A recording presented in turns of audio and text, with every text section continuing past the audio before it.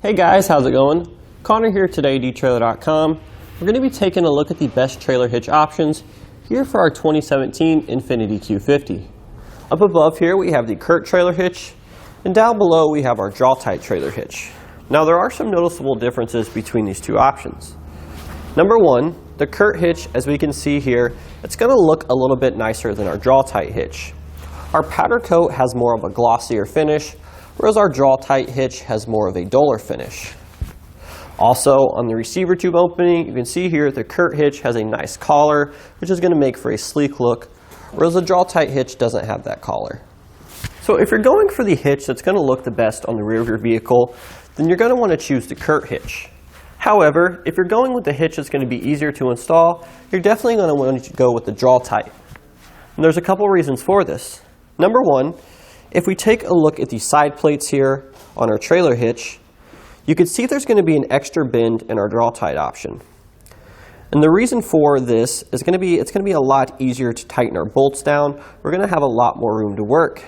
Now you may think this might not be a big of a deal, and to be honest, it's not a deal breaker for most. However, there is something else about this Draw-Tite hitch that makes it a lot easier to install. And that's going to be the spacer blocks they use. The spacer blocks that the Draw-Tite hitch uses are going to be much smaller in width.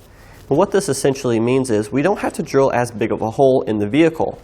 There's already an existing access hole that we need to enlarge, but we're not going to need to do nearly as much with our Draw-Tite hitch, which is just another reason this is going to be a much easier hitch to install. So one of the other notable differences between our Curt hitch and our Draw-Tite hitch here is in regards to ground clearance. And this is going to be simply measuring from the ground to the top inside edge of our receiver tube opening when it's installed on the vehicle. Now for the Curt hitch, this is going to be 10 inches, whereas for the Draw-Tite hitch, this is going to be 9 1/4. And what this means is, it means the receiver tube opening on our Curt hitch is going to be closer to the underside of the bumper. And this is going to allow us more ground clearance if we're backing out of steep driveways or we're going up steep inclines. We won't have to worry about the trailer hitch bottoming out. Now that we've gone over some of the differences, let's go ahead and go over some of the similarities between the two options.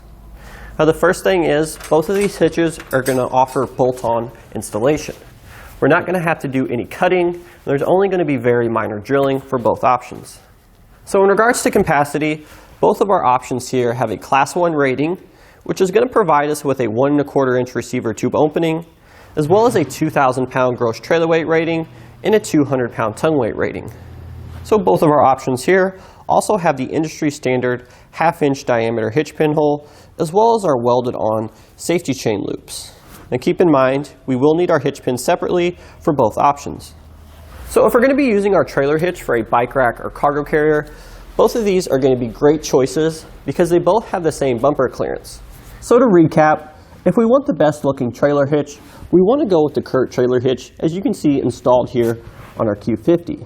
However, if we want the easiest to install trailer hitch, that's going to be our Draw-Tite hitch, which we see over here. So that's going to do it for our look of the best trailer hitch options for an Infiniti Q50.